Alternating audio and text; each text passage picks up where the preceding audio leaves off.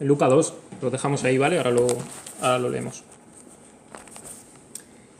El sábado pasado, ayer no, el anterior, los jóvenes estuvimos aquí reunidos durante básicamente todo el día, y por la tarde estuvimos viendo una película que hace poco han estrenado en el cine, que se llama El caso de Cristo, y quizás a alguno os suene tanto el anuncio de la película, el título, como el libro, que está basado en un libro, y narra la historia real de un hombre que es periodista.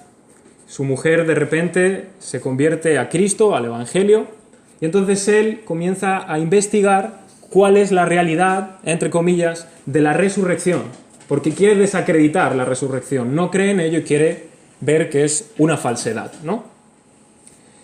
Entonces, después de investigar como periodista qué evidencias existen para la resurrección, si es que existen, según él, ¿no?, termina convencido de la realidad de la resurrección, cree, y entonces escribe ese libro, que es real, existe, lo podéis comprar, se llama El caso de Cristo, de Lee Strobel. La cosa, no quiero ir por ahí, sino que al comienzo de la película hay una escena donde aparecen él, se llama Lee Strobel, con su mujer, Leslie, y están en un restaurante tomando una cena con su hija pequeña. Y nada, simplemente la escena se centra de repente en él dándole un caramelo a su hija, y entonces la escena se centra solo en ellos dos, en la pareja, felices, contentos, porque Lee ha conseguido un ascenso en su trabajo. Y entonces están felices pues, de su matrimonio, de la buena vida que ahora van a poder tener de ese ascenso. Y de repente se interrumpe con la tensión. Aparece la niña pequeña no pudiendo respirar porque se acaba de atragantar con el mismo caramelo que antes le había dado el marido, ¿no?, su padre. Entonces no saben qué hacer, la tensión se puede cortar con un cuchillo en ese momento, y entonces comienza a gritar, por favor, llamar a una ambulancia. Toda la escena rápido, la gente corriendo de un lado para otro, cuando de repente aparece una enfermera que estaba allí. Y entonces toma a la niña, la da por la espalda, le hace unas maniobras y entonces expulsa el caramelo que tenía porque estaba atragantándose y puede volver a respirar, ¿no? La escena, vuelve otra vez el sonido y todo eso, ¿no? Y entonces Leslie, la mujer, se acerca a esta enfermera y le dice algo así como, ¡qué suerte! Y entonces esta enfermera le dice algo también así como, no, suerte no, Jesús. Algo me dijo que tenía que estar aquí esta noche. Hay una frase muy popular que dice algo así como, en el lugar indicado, en el momento oportuno. Y puede decirse que esta mujer, esta enfermera de la película, estaba en el lugar indicado y en el momento oportuno para poder hacer eso, y encima le cuela el testimonio. Hoy vamos a ver la historia de otra mujer que estaba en el lugar indicado y que estaba en el momento oportuno. Pero si me permitís, voy a modificar la frase para decir, estaba en el lugar indicado, en el momento oportuno y haciendo lo que debía. Por eso os he dicho que me acompañarais al capítulo 2 de Lucas y vamos a leer del versículo 36 al 38. Hemos leído antes desde el 21 hasta el 35 para ponernos en contexto. Y vamos a leer del 36 al 38, esos 3 versículos, ¿vale? Dice así la palabra de Dios. Estaba también allí Ana, profetisa, hija de Fanuel, de la tribu de Aser, de edad muy avanzada, pues había vivido con su marido 7 años desde su virginidad. Y era viuda hacía 84 años y no se apartaba del templo, sirviendo de noche y de día con ayunos y oraciones. Esta, presentándose en la misma hora, daba gracias a Dios y hablaba del niño a todos los que esperaban la redención en Jerusalén. Hasta ahí. Había pasado más de un mes del nacimiento de Jesús. Y tras seguir el mandamiento de la ley acerca de la purificación que los padres tenían que hacer después de que naciese un hijo, pues José y María suben a Jerusalén, más concretamente al templo, para presentar delante del Señor a Jesús, que era también algo que estaba recogido en la propia ley, ¿no? Y esto es lo que hemos leído además antes. Allí aparece Simeón, que era un hombre al que le había sido prometido por parte de Dios que no moriría hasta que viera al Cristo.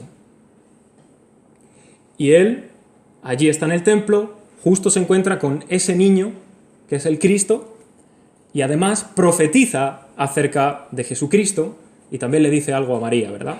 Una espada que traspasará su propia alma. A continuación, Lucas nos detalla este relato, el relato de esta mujer, la historia de esta mujer, que es en la que nos vamos a centrar para meditar esta mañana en la palabra de Dios. Nos dice que estaba también allí Ana, profetisa, hija de Fanuel, de la tribu de Aser. Ella era de edad muy avanzada y había vivido con su marido 7 años desde su virginidad y era viuda hacía unos 84 años. No sabemos nada acerca de esta mujer, nada acerca de ella, más que estas líneas. Estos 3 versículos es todo lo que sabemos de esta mujer que vamos a ir tratando, ¿no?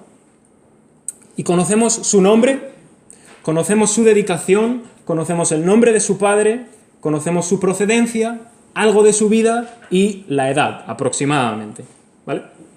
Antes de entrar en detalle, hay una cosa curiosa, algo que quiero enfatizar, y es que este versículo, el que hemos leído justo, el 36 entero y la primera parte del 37, hay 2 maneras de traducirlo, simplemente es un detalle, pero lo especifico. Podemos entender que había estado casada 7 años y que después de quedarse viuda vivió hasta los 84, o podemos entender que después de 7 años casada vivió 84 años más. Es decir, no que murió a los 84, sino que vivió 84. ¿Sabes? O sea, no sé si me explico bien el detalle, ¿no? Es un detalle, simplemente yo me posiciono con respecto a la última, es decir, como lo traduce aquí Reina Valera. Me parece que es mucho más textual. Y además, estamos hablando entonces de una mujer muy anciana. Mucho. Bastante. Probablemente 100 años. Bien entrados. Y sin menospreciar a los jóvenes, o a los que por lo menos se sienten jóvenes, me quiero referir especialmente a quienes han alcanzado la ancianidad, a quienes son ancianos. Porque yo aprendo aquí algo muy importante. Aprendo algo muy importante acerca de esta Ana muy anciana, profetisa, sirviendo en el templo. Que nunca se es demasiado viejo como para decir que no tienes nada que hacer en la obra del Señor. Nunca se es demasiado viejo. La ancianidad no es una excusa para no poder servir al Señor. De hecho, hasta se puede servir a Dios con mucha más sabiduría y con mucha más excelencia. Porque los ancianos tienen la experiencia, tienen el camino, tienen la fuerza, el vigor también de haber aprendido todo eso. Quizás no tengan la fuerza y el vigor físicamente, pero tienen una fuerza y un vigor dentro, en el alma y en el corazón, que un joven nunca tendrá. Y un joven, y yo lo digo también por mí, deberíamos pararnos a veces a considerar a los mayores y a los ancianos por lo que ellos nos pueden enseñar y especialmente en el Señor. Volviendo a recuperar la atención de todos, después de este breve énfasis en la ancianidad, quiero que nos fijemos en el detalle de lo que a esta mujer se dedicaba. Dice que ella era profetisa. El oficio del profeta estaba y está muy lejos de lo que a veces nosotros queremos enfatizar que es un profeta. Un profeta no es un adivinador del futuro. Un profeta, el hecho de que conozca el futuro es algo secundario dentro de toda la palabra de Dios. Es algo secundario. El profeta no es un adivino porque está terminantemente prohibido por Dios. El arte de la adivinación, de la brujería, de la magia, de la hechicería, llámalo como tú quieras. De lo que sí se trataba un profeta era de una persona que hablaba de parte de Dios a aquellos a quienes Dios les decía que le enviara el mensaje, concretamente o de forma más general o natural, era a su pueblo. Por tanto, un profeta principalmente es alguien que habla la palabra de Dios. Dios le da su palabra y él la lleva de la misma manera y a las personas a las que Dios está enviando. Y puede ser una palabra que no tenga nada que ver con el futuro. Perfectamente. Jonás está diciendo algo del futuro, sí, pero si lo sabe porque se lo ha dicho Dios. Y sin embargo luego no ocurre. La cosa, el profeta da un mensaje de Dios para comunicar su palabra, su voluntad. Esto es principalmente lo que el profeta hace. Así que Ana, podemos deducir como profetisa, era una maestra al pueblo de la palabra de Dios. Ella enseñaba al pueblo de Dios lo que Dios quería decirles en aquel instante, ¿no? Ella estaba transmitiendo la palabra, la voluntad de Dios. Y recordar en qué momento nos encontramos, porque desde que hacía 400 años que Malaquías había dado su mensaje, el último profeta que vemos en el Antiguo Testamento, hasta este mismo instante en que Jesús viene, hay silencio. 4 siglos donde el pueblo no tiene ningún profeta, no hay ninguna voz así que pueda decir qué podemos hacer, y de repente aparece esta mujer. Ana es la penúltima del oficio profético antes de que Cristo comience su ministerio. Dejo el detalle, ¿vale? Antes de que Cristo comience su ministerio. Ella es la penúltima, diría la última profetisa, pero la penúltima en el oficio profético, porque el último, Juan el Bautista. Vale, dejando claro esto, lo que es el oficio del profeta, y deduciendo que ese oficio de profeta era el que también Ana estaba llevando a cabo, recapitulemos. Hay una manera en que la propia Escritura, la propia Biblia, se define a sí misma. Especialmente me voy a centrar en el Antiguo Testamento primero. Ella se define o se divide de 3 maneras. Se define como ley, como profetas y como escritos. ¿Vale? Así se divide. Jesús, por ejemplo, usa este modo de dividir la Escritura del Antiguo Testamento. O, por ejemplo, también los discípulos, los apóstoles. Esto es lo que estaba escrito en la ley, o lo que dijeron los profetas, o lo que dijo David, ¿no? O sea, se divide en esas 3 partes, ¿no? Vamos a verlo de una manera muy básica, ¿vale? Por ejemplo, voy a usar un texto para la ley, podría usar miles, pero voy a usar Éxodo, capítulo 24, versículo 4. No hace falta que lo busquéis, pero si queréis, podéis hacerlo. Éxodo 24, 4 dice: y Moisés escribió todas las palabras de Jehová y todas las leyes, y todo el pueblo respondió a una voz y dijo: haremos todas las palabras que Jehová ha dicho. Esto por la ley. Vamos a los profetas. Cojo al primero en representación, Isaías, capítulo 1, versículo 2, dice: oíd cielos, escucha tú tierra, porque habla Jehová. O la fórmula profética conocida, ¿no? Así ha dicho el Señor, así ha dicho Jehová, y daban su mensaje. No era así digo yo, es así dice Dios, y yo os lo transmito. O por ejemplo los escritos, voy a poner un ejemplo en boca de Jesús, cuando se está refiriendo a un salmo de David, muy conocido además, que dice: porque el mismo David dijo por el Espíritu Santo, dijo el Señor a mi Señor, siéntate a mi diestra hasta que ponga a tus enemigos por estrado de tus pies. ¿Qué estoy señalando con esto? ¿Por qué estoy haciendo énfasis en que cuando voy a la ley dice que eran las palabras de Dios? Cuando voy a los profetas dice que habla Dios, y cuando voy a los escritos dice que era el Espíritu Santo el que inspiraba a David. Bueno, pues ya lo he dicho. Enfatizo la inspiración de la Biblia, la inspiración de las Escrituras por parte de Dios. Pero no solo el Antiguo Testamento, también el Nuevo. El mismo Señor Jesús está orando antes de su muerte. Capítulo 17 de Juan, si no me equivoco.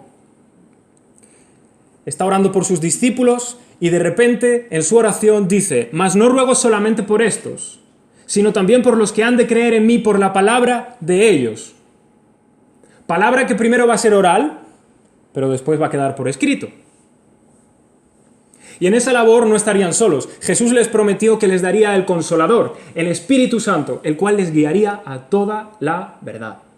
Es decir, si juntas las 2 cosas, que Jesús está diciendo que crean, los que vayan a creer por la palabra de ellos, y que además tienen el Espíritu que les guía a toda la verdad, entonces ya no es tanto la palabra de ellos en un sentido de que nazca de ellos. Ciertamente es su palabra porque ellos la dicen, pero es el Espíritu el que está poniendo esas palabras en ellos. Es el que está guiándoles a llevar esa palabra que el propio Espíritu les pone. Lo que quiero decir con esto es que tenemos una Biblia, con su Antiguo y su Nuevo Testamento, que está inspirada, que contiene la palabra la voluntad, la revelación de Dios. Esta Biblia que tienes aquí en tus manos contiene la palabra, la voluntad y la revelación de Dios. Lo repetiré constantemente si hace falta.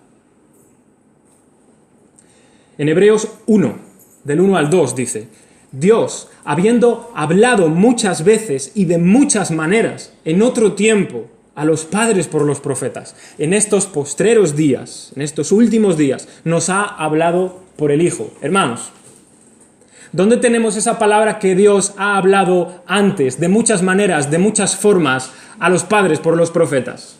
¿Dónde tenemos la palabra que Dios ha hablado por medio del Hijo? En las Escrituras. ¿Por qué no tenemos a los profetas vivos aquí? Y a Jesús sí le tenemos vivo, desde luego, aunque no en persona, pero tenemos al Espíritu de Dios.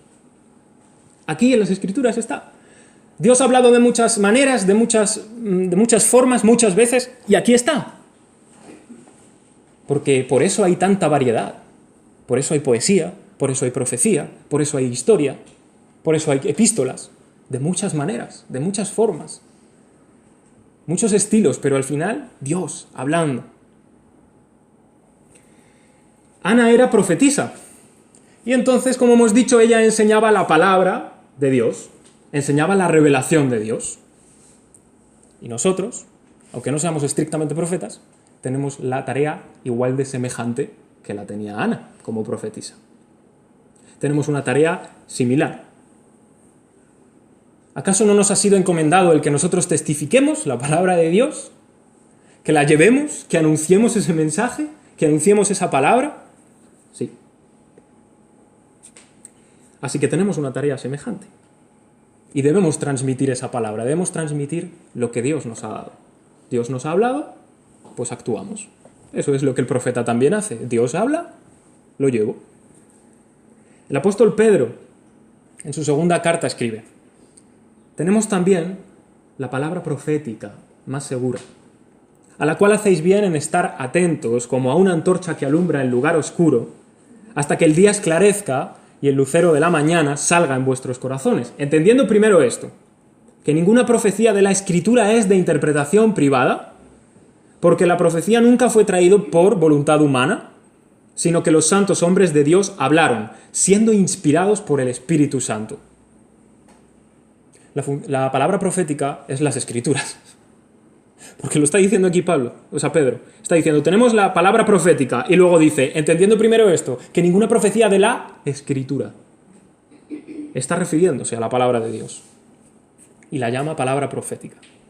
Total, que en la función profética que Ana tiene, veo dos cosas que traigo hasta aquí. La traslado a nosotros para que las pongamos en práctica. Dos cosas. Primero, que tenemos una función muy similar, a pesar de que no seamos estrictamente profetas, de transmitir la palabra de Dios, la voluntad de Dios, la revelación de Dios a los demás, especialmente a su pueblo, pero también al mundo. De ser mensajeros suyos, de ser voceros, en definitiva. Y segundo, que para ello, obviamente tenemos que tener la revelación de Dios. Un profeta no transmite nada si Dios no habla. Y tenemos la revelación de Dios. Tenemos la palabra profética más segura. Así que haremos bien a tener atención a ella. ¿Verdad? Mi deseo, que Dios ponga en nuestras bocas su palabra. Y no va a poner sus palabras en tu boca si tu corazón no se llena de su palabra. Jesús dice, de lo que abunda el corazón, habla la boca. El salmista dice, en mi corazón he guardado tus dichos para no pecar contra ti. Entonces llena el corazón, pide a Dios que te llene el corazón de su palabra y entonces podrás hablar su palabra. Y el mismo Pedro, en su primera carta, ya no en la segunda, en la primera, dice, si alguno habla, hable conforme a las palabras de Dios. Que tus palabras se conformen a esto. Podrás explicarlo, podrás exponerlo, podrás darle luz, hacer ilustraciones, pero si tu palabra no es conforme a esta palabra, no estás hablando la palabra de Dios. Entonces el primer énfasis que hago es este. Ana era profetisa, enseñaba al pueblo la palabra, la voluntad, la revelación de Dios. Nosotros, aunque no seas estrictamente profeta, tienes la palabra, la voluntad, la revelación de Dios y la función es semejante. Llévala, transmítela especialmente a su pueblo, pero recuerda que el mundo también está ahí. Si seguimos leyendo en el texto que nos compete hoy, dice acerca de Ana, la cual no se apartaba del templo, sirviendo de noche y de día con ayunos y oraciones. Y ésta, viniendo en la misma hora, daba gracias al Señor. Ana estaba en el templo continuamente. Es posible que o viviera en alguna zona del templo mismo, o no sé si quizá a lo mejor es que vivía cerca, o sea, no lo tengo exactamente claro por el texto, pero o bien puede que viviera en alguna zona del templo, que hubiera zonas apartadas, o no sé, a lo mejor vivía cerca, quién sabe. La cosa es que estaba de continuo en el templo. Allí estaba ella, incesantemente. Y claro, escapa mucho a nuestro imaginario, a nuestra espiritualidad, porque es muy diferente nuestra espiritualidad de la espiritualidad de hace 2000 años, y concretamente la judía, ¿no? Pero yo quiero que te pongas en la mente de un judío de aquella época. Ponte en la mente. Un judío que toda su espiritualidad la concentra en torno al templo. Porque el templo es donde yo voy a ofrecer mis sacrificios a Dios. El templo es donde yo hago las oraciones a Dios. El templo es donde celebro las fiestas también del pueblo. O sea, es un lugar muy importante. Es donde se centra la vida espiritual, en definitiva. Es la casa del Señor. Es el lugar donde Él habita. Es su presencia. Allí está su gloria. Allí voy y allí está Dios. Ese es el concepto. La cosa es que Ana estaba allí constantemente. Y voy a subrayar la palabra que me interesa. Servía. Dice que estaba en el templo continuamente y que servía de noche y de día con ayunos y oraciones. El verbo servir en griego lo que significa es el servicio religioso. Es decir, en sentido de ministrar, en sentido de adorar, en sentido de hacer culto. Ese es el sentido que está diciendo aquí de que servía a Dios en el templo constantemente. Y esto a mí me maravilla. Me asombra, de verdad. Me encanta este texto por eso, y espero que a ti también te asombre, porque dice que servía con ayuno y oración. Con ayuno y oración. Ahí quiero resaltar eso. A veces se convierte la frase cliché evangélica. Bueno, es que todo lo que hacemos lo hacemos para el Señor, no lo haces para nadie más, lo haces para el Señor. Y es verdad. Este es el ejemplo más claro de que todo lo que haces lo haces para el Señor y por el Señor. Lo que yo rescato es que servir a veces no es lo que nosotros tenemos en mente que es servir. Ella servía orando y ayunando. Ella así servía a Dios, así ministraba a Dios. Y a lo mejor para nosotros servir es, bueno, pues aquí en la alabanza, aquí en el otro lado, aquí donde se me vea. Pero donde no se te ve también sirves a Dios. Y donde no se ve es más difícil servir a Dios. Porque ahí no hay orgullo. Ahí, a ver dónde te enorgulleces, o delante de quién te enorgulleces. Delante de Dios es el único que te puedes enorgullecer, y Dios te va a bajar rápidamente el orgullo. En la oración nadie te va a ver.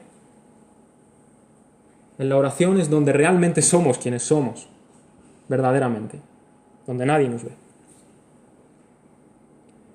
Permitidme que yo haga más hincapié en la cuestión de la oración, porque se me hace necesario decir que a veces vemos la oración como si fuera simplemente una herramienta, como si fuera un añadido a algo que después tengo que hacer. Bueno, tengo que hacer esto, voy a orar primero. Tengo que hacer lo otro, voy a orar primero. Oye, que no estoy diciendo que esté mal, está bien. Pero quiero decir que a veces la oración se ve como la herramienta, como el añadido, como una cosa que la pego ahí y ala, tirando millas. 5 minutos de oración y 40 horas haciendo algo. Estoy exagerando para que se vea lo que quiero decir. A veces tratamos la oración como si fuera un adorno aquí, en el cuello, para que se vea un rato, aquí en la muñeca también, como si fuera eso, como si fuera un adorno. No niego, y lo he dicho antes, la oración va acompañada siempre de hacer algo, siempre. O sea, va acompañada de trabajar en esto, de hacer lo otro, de servir aquí, de lo que sea más mínimo, sea más grande, sea que no te ve nadie o que te vea todo el mundo, ¿vale? Siempre va unido a eso. Pero yo quiero recalcar una cosa, que la oración por sí sola, en sí misma, ya es un trabajo. La oración por sí misma es una tarea. Y ponte a hacerlo. ¿No es la tarea que más te cuesta hacer? ¿No es la que más cansa, la que más fatiga? La que más me cuesta. Ya no solo ponerte, digo cuando estás. Porque te puede costar ponerte, pero al final te pones. Pero cuando estás, ¡wow! Tu mente se va a miles de cosas. Ahora me llaman aquí, ahora no sé qué, ahora no sé qué decir, ahora me repito 1000 veces en lo mismo, hasta me aburro yo de orar lo que estoy orando. Es una tarea que cansa y que fatiga. Pero una tarea, una labor, un trabajo, en definitiva. A veces incluso se agoniza orando. Se hace muy difícil. La oración es la tarea, el trabajo y la labor más importante en la vida de un cristiano. Y sin ella, todo lo demás está flojo, vacío y se cae. Y no sé si suena radical, pero que lo sea. Sin la oración, todo lo demás se cae por su propio peso. Porque mira, tú puedes ser un experto compositor de sermones y puedes tener las mejores palabras del mundo, puedes incluso superar al premio Cervantes de este último año, pero si no hay oración, lo que tú vas a decirles a los demás, nada más que son datos en la mente, que van a ir a su mente y no van a transformar el corazón. Yo puedo preparar un sermón perfecto y puedo escribir aquí todo lo mejor, que lo lees y te da hasta gusto y haces un libro. Si yo no empapo esto en oración, no me vale de nada. Porque no va a caer la convicción del Espíritu por su palabra. Me puedo tirar 20 horas haciendo el sermón. Si no las paso en oración, ya está. Solo estaré transmitiendo información a la cabeza. Y yo cuando predico no quiero transmitir información a la cabeza solo. Quiero que Dios obre, que transforme el corazón, que haga algo, que caiga una convicción, el Espíritu en nosotros. Amén. Si algún día subimos a este púlpito a alguien y lo único que conseguimos en vosotros es mera información de datos que hinchan vuestra cabeza, por favor, bajadnos. Aunque no queramos, bajadnos de aquí. Porque no estaremos cumpliendo lo que tenemos que hacer. No estamos para hinchar la cabeza. El púlpito no es para que el hombre se luzca, el púlpito es para que Dios brille. El púlpito no está para que el hombre se ponga aquí, el púlpito está para que Dios obre y transforme el corazón de quienes oyen por medio de su palabra. En todo caso, para que se luzca a Él. Y no va a ocurrir eso nunca va a ocurrir si exponemos la palabra en las fuerzas de la carne. ¿Cuál es el enemigo de las fuerzas de la carne? La oración. Nadie puede orar en las fuerzas de la carne. Puede parlotear, puede parecer, imitar una oración, pero la oración se hace en el Espíritu.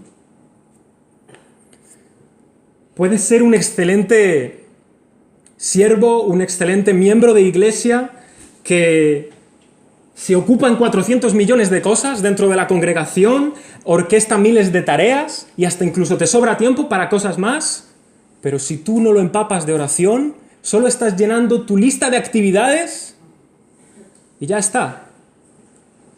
Y está bien, lo puedes hacer en las fuerzas de la carne. Cualquiera puede hacerlo. Pero si tu servicio va para algo más, adiós. Puedes incluso venir y simplemente sentarte, escuchar los sermones, poca cosa más, y hasta te voy a decir que puede estar bien, ¿vale? No nos vamos a meter ahí. Pero si no oras, te entra por aquí y te sale por allí. Al menos, si eres de aquellos que a lo mejor, pues no sé, por lo que sea, simplemente vienes y escuchas los sermones tal y ya está, por lo menos, ora. Ora por el que predica, ora por ti, que vas a escuchar. Ora por ser un hacedor de la palabra cuando la escuches. Sin oración, vienes aquí, te vas y tu corazón no es transformado.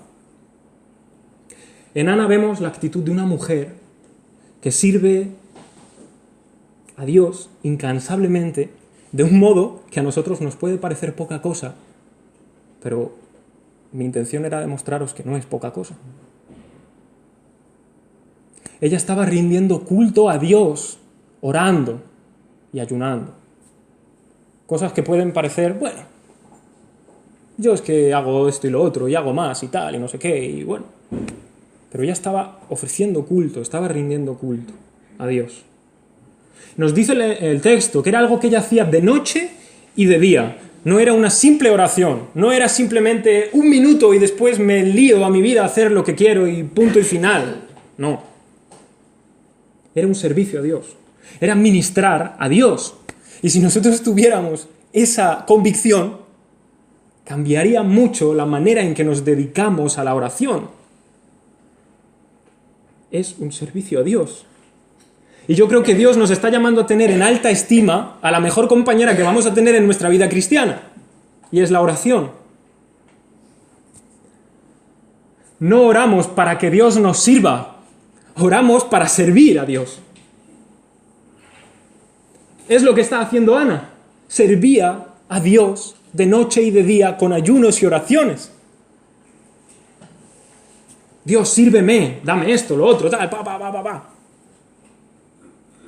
No, es Dios. Me pongo aquí para servirte. Dame lo que necesito para servirte. No para que tú me sirvas a mí.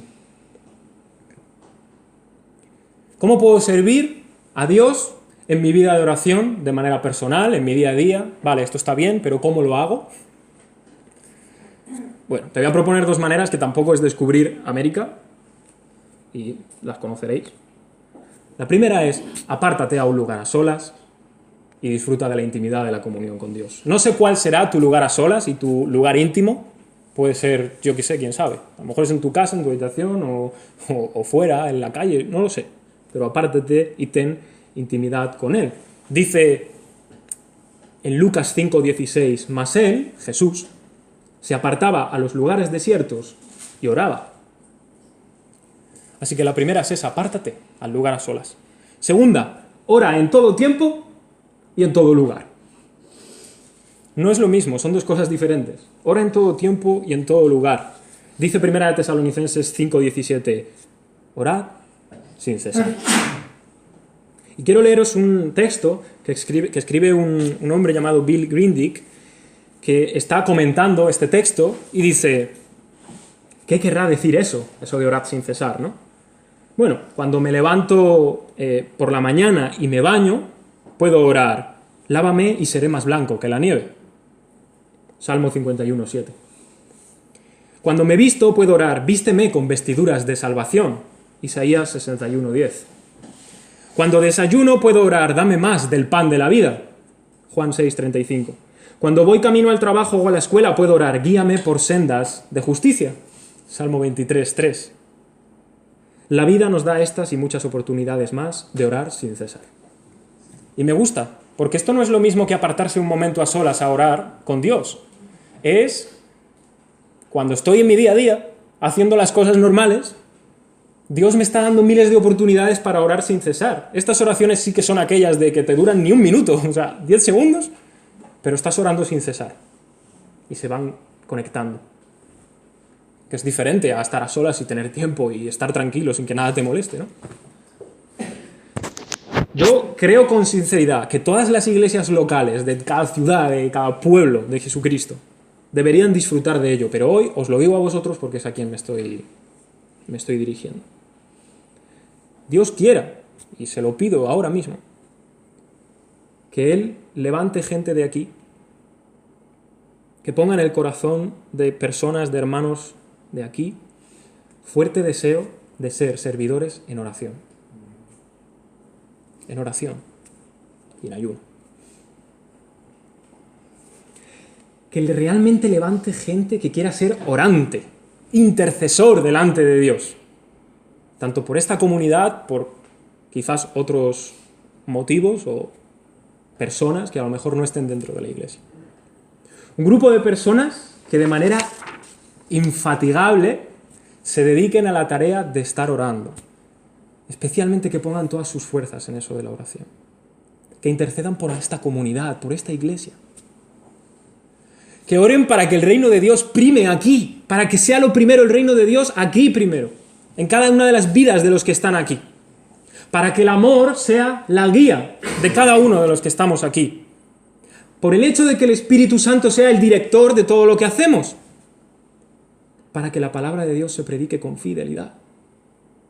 Buenas oraciones y buenas intercesiones incesantes, constantes e infatigables, de noche y de día, para esta comunidad, por ejemplo, y le haría mucho bien a esta iglesia como a todas realmente. Con todo, aunque estoy animando que el propio Señor ponga en el corazón de quienes estén aquí, no lo sé, esto no es para que el resto, que a lo mejor si no lo sienten así, no hagan nada, sino que imitemos a Ana sirviendo a Dios de esta manera. De esta manera que puede parecer poca cosa, oculta, donde nadie me ve, pero que es una de las maneras más poderosas de servir. Estoy acordándome ahora de que Charles Spurgeon, un gran predicador, que es de mis favoritos, siempre estoy citándole, creo. Este hombre, en su propia iglesia, tenía un grupo de personas que estaban orando por él siempre, pero hasta en la predicación estaban orando por él, para que la convicción del Espíritu cayera en las personas que estaban escuchándole. Y él decía, ese es el secreto, la gente que está aquí orando. Claro, la cara visible era Spurgeon, y no vamos a negar que era una persona tremenda, o sea, tenía un conocimiento increíble, leía libros y recordaba lo que había leído en los libros hace, 10 años más. Era una mente. Pero se dedicaba también a la tarea de la palabra y de la oración, y encima tenía personas que intercedían por él. Los que no se veían estaban sosteniendo a esa persona ahí. Y él era consciente. Y por último nos dice que ella daba gracias al Señor. ¿Por qué motivos? O motivo, puede ser, concreto, por el cual agradecía, no nos lo dice el texto, pero el texto que antes he citado de Tesalonicenses, en el versículo siguiente dice, dad gracias en todo, porque esta es la voluntad de Dios para con vosotros en Cristo Jesús. Ahora bien, por el propio contexto del texto que estamos viendo, yo creo que había una cosa por la que Ana daba gracias, por Jesucristo. Ella daba gracias por aquel niño, porque ella reconocía en ese niño a Jesús, al Mesías prometido al pueblo de Israel. Ella estaba dando gracias a Dios por Jesucristo. Y está muy bien por todas las cosas por las que damos gracias. Pero ¿cuántas veces damos gracias a Dios por Jesucristo? Y da igual si las quieres enumerar, porque no son suficientes. Nunca. Así que mi deseo, en esta segunda cosa que yo saco de aquí, es que todos seamos capaces de agradecer a Dios en todo, pero especialmente.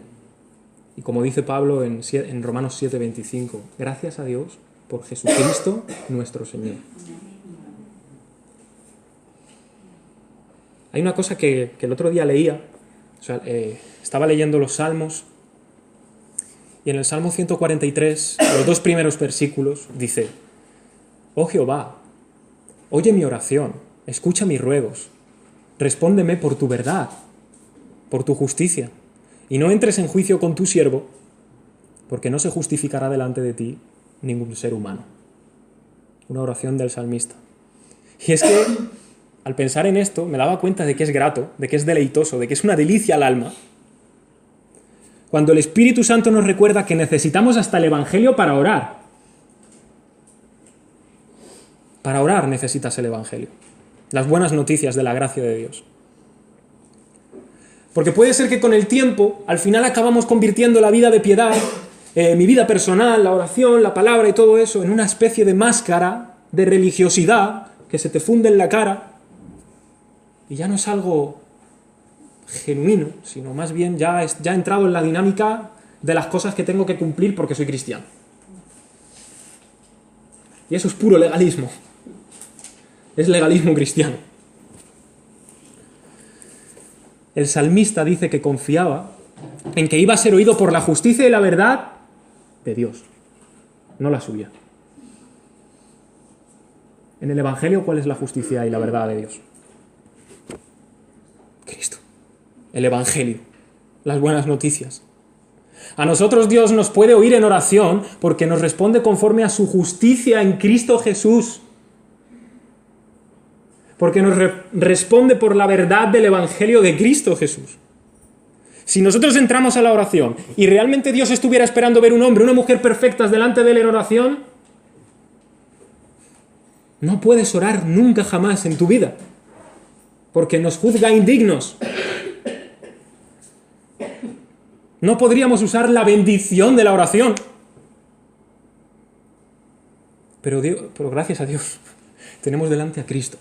Y Cristo está intercediendo por nosotros, a nuestro favor.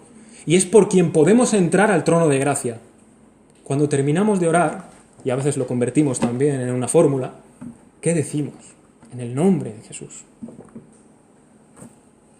Oramos porque tenemos el Evangelio. Es que oramos en su nombre. Por eso nos oye. Necesitamos el Evangelio para orar. Para orar de verdad. Porque orar de verdad significa tener una comunión directa con Dios. Y eso solo es posible gracias a Cristo. Dice que Él envió el Espíritu de su Hijo a nuestros corazones, el cual clama, Abba, Padre. Una persona que no cree en Dios puede decir Padre, pero no está orando. Es el Espíritu el que ora. Es el Espíritu el que impulsa al hombre a orar. Y nuestro texto termina en la última parte del versículo 38 diciendo: y hablaba de él, esto es del niño, ¿no?, de Jesús, a todos los que esperaban la redención en Jerusalén. El gran protagonista de la humanidad, el gran protagonista de las Escrituras, el gran protagonista de nuestras vidas, Jesucristo, Él es el gran protagonista. Desde el primer versículo de Génesis hasta el último de Apocalipsis, Él es el protagonista. Él es la razón de ser, el centro, el eje, todo lo que mueve, la ficha primera del puzzle, la piedra angular. Es por su obra que podemos tener acceso al trono de la gracia. Leer la Biblia y enseñarla, como hemos dicho al principio, ser como tarea de profeta, ¿no? Enseñar la palabra. O orar a Dios sin ser mediados por Cristo, que es lo que acabamos de decir antes, es la clave de un fracaso garantizado. Si lees la palabra y enseñas la palabra y no está Cristo, fracaso. Si oras y no lo haces en el nombre de Cristo, fracaso. Está garantizado. Esa es la clave del fracaso. Si quieres fracasar, te la estoy dando. Ese es el fracaso garantizado en la vida del cristiano. No tener a Cristo en nada. Hay en la puerta de mi habitación, allí en mi casa, justo fuera, yo tengo un cartel del obispo anglicano John Charles Ryle, se llama. Y dice lo siguiente: un estado más miserable no puede concebirse. ¿Es lo suficiente malo estar sin dinero, o sin salud, o sin casa, o sin amigos? No obstante, es peor aún estar sin Cristo. Aquella mujer profetisa, servidora de Dios, con ayunos y oraciones, se dedicaba también a hablar del niño a todos aquellos que esperaban la redención en Jerusalén. A aquel niño que ella estaba viendo en el templo, que no era otro sino el Cristo de Dios, el Salvador del mundo. ¿Y qué decir? ¿Qué decir de esto? Es en esta tarea que encuentra su máxima expresión tanto la palabra de Dios como la oración. ¿Cuál? Anunciar a Jesucristo. Es curioso, porque había allí personas que esperaban, que tenían expectativa de ver la redención en Jerusalén. Lo estaban esperando. Y la realidad es que en el mundo en el que vivimos habrá quienes tengan expectativa y quienes no tengan ningún tipo de expectativa. Quienes hayan escuchado campanas, aunque no sepan dónde, y los que no han escuchado absolutamente nada acerca de Jesucristo, ni de Dios, ni quieren oírlo. El mundo está siendo bombardeado constantemente por miles de ruidos, por miles de voces, y lamentablemente aquí quien más chilla es el que se hace oír. Aunque no le prestes atención, el que más chilla se hace oír y se te mete en la cabeza. Y yo pongo un ejemplo, y sin ofender a nadie ni su ideología. Pero, por ejemplo, últimamente con esto del lenguaje inclusivo, ya no te puedes referir a todos. Ahora te tienes que referir a todas y a todos, porque si no eres ofensivo. Ya no te puedes referir a los hermanos, tienes que referirte a las hermanas y a los hermanos. Pero es que ya empieza a chirriar en mi mente. Y cuando digo a lo mejor hermanos o todos, o hablo en masculino plural, que se supone que incluye a todos, ya te chirría y dices, ahí va. Y ya, no le prestas atención, pero te chirría. Se te ha metido. Entonces, quiero decir con esto, que aunque no prestes atención a lo que te están bombardeando, el mundo hace su ruido y logra meterse. Pero en secreto, de manera muy sutil, como el grano de mostaza, que es la más pequeña de las semillas, como la levadura metida en la harina. El reino de Dios emerge en secreto, en lo sutil, en lo poco a poco. Y allí en medio de toda esa violencia de ruido, de gritos, está en la suavidad del mensaje del Evangelio, que en las palabras de Pablo a los Corintios lo define así. Así que, hermanos, cuando fui a vosotros no fui con excelencia de palabra o de sabiduría, para anunciaros el testimonio de Dios, porque me propuse no saber cosa alguna entre vosotros, sino a Jesucristo y a este crucificado. Y yo estuve entre vosotros con debilidad y mucho temor y temblor, y ni mi palabra ni mi predicación fueron con palabras persuasivas de sabiduría humana, sino con demostración del Espíritu y de poder, para que vuestra fe no esté fundada en la sabiduría de los hombres, sino en el poder de Dios. Así que como Ana, y esto es lo tercero que rescato, hablemos de aquel al que hemos visto también. Ya no en el templo presentado como un niño pequeño, sino ante el cielo mismo, habiendo efectuado la expiación por los pecados de los hombres, habiendo resucitado de los muertos, en su estado de gloria, intercediendo por cada uno de nosotros, y desde donde Él va a venir con poder y gloria a por su iglesia. Así que hemos aprendido esta mañana 3 cosas. Y el centro de estas cosas es Jesucristo. Primero, que Él debe ser enseñado, junto con su doctrina. Segundo, que debe ser Él el mayor motivo de gratitud y nuestro mediador en la oración. Y tercero, que debe ser anunciado junto con su buena noticia al mundo. Jesucristo es Dios hecho hombre, y de eso no hay duda alguna. Es Dios hecho hombre. Pero en su oficio Él también es profeta. Es el gran profeta. Porque nos ha hablado de Dios.